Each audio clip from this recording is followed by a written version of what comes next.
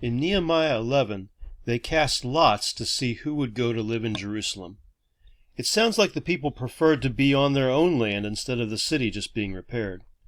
We can infer this because the people praised the men who willingly offered to live in Jerusalem. Jerusalem, however, was where God's presence would dwell with them in the temple. Why wouldn't the people leap at the chance to be near their God? It reminded me of the people telling Moses, "You talk to God and then tell us what he says. If he talks to us, we'll die." They didn't want to talk to God. They were scared of him.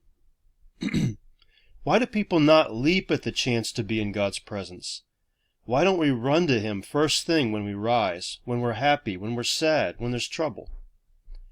Why don't we want to live fully in his presence? Why don't we want to look at him at all times? We may say we want to, but we don't, so there must be something else happening. Since it's available to us, we would be doing it if we really truly wanted that most of all. So what's going on? In the wilderness, the Israelites are afraid of God. Sometimes it's the wrong kind of fear of God that keeps us from him. The right kind should make us want to run to him for covering. The wrong kind fears punishment. The wrong kind acknowledges yourself as a sinner, but not as one who is repentant and going to God seeking mercy, which he would give. We can be afraid of God if we know we are sinning and living our own way and don't want to change.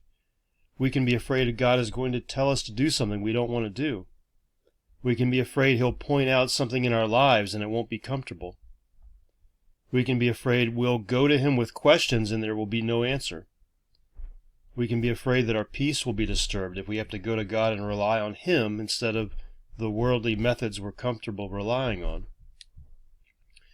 The right fear of God knows that the wages of sin is death, but that the gift of God is life for those who turn to him, confess their sin, and receive his word into their lives to live by. The right fear of the Lord rests in knowing God's wrath is only for the unbeliever, and his goodness is constant and endless towards those who fear him.